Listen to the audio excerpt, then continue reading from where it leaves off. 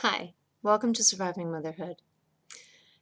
Have you ever felt like you were in a situation that was hopeless? Have you ever wondered what to do when there is no hope? Well, a couple of days ago, I was talking with some good friends about a situation that quite honestly does look rather hopeless. And their question was, what do you do? How do you respond to that? When there is no hope, how do you carry on? And it made me think about that question, what do you do?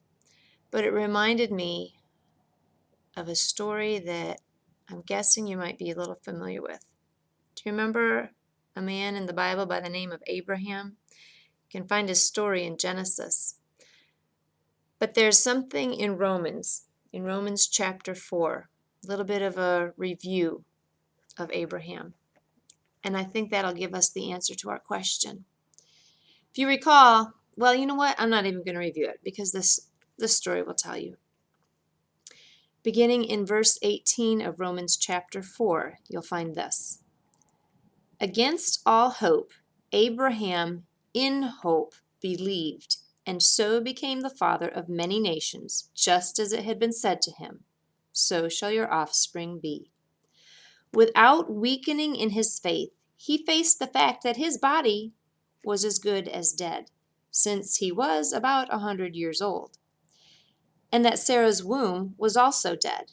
Yet he did not waver through unbelief regarding the promise of God, but was strengthened in his faith and gave glory to God, being fully persuaded that God had the power to do what he had promised. Okay, God told Abraham that he was going to be the father of many nations, but Abraham was about 100 years old, and Sarah, his wife, was barren. She'd never been able to have children. And yet, in the face of that, in the face of there is no hope here, I'm old, she's old, we have no kids, it's not going to happen. In the face of that, Abraham believed. He was fully persuaded, I love that part, he was fully persuaded that God had the power to do what he promised. God said, Abraham, Sarah, you're going to have a child. And they did.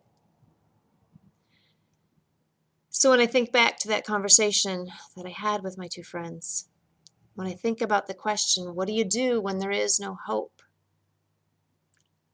I am fully persuaded. You hope. You believe. You trust that God has the power to do what he said he will do. Sometimes I think that answer sounds a little Pollyanna-ish, sounds a little too convenient, a little too nicely packaged. Just believe God will do it. But the thing is, I really believe it. I really believe whatever you're facing when it seems like there is no hope, I believe there's still hope. That just like Abraham, we can hope against all hope.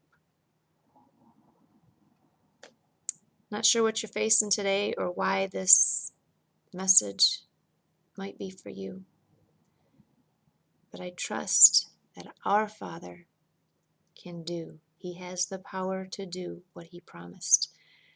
And I pray that today you will find yourself trusting in him too. Have a wonderful, Jesus-full day.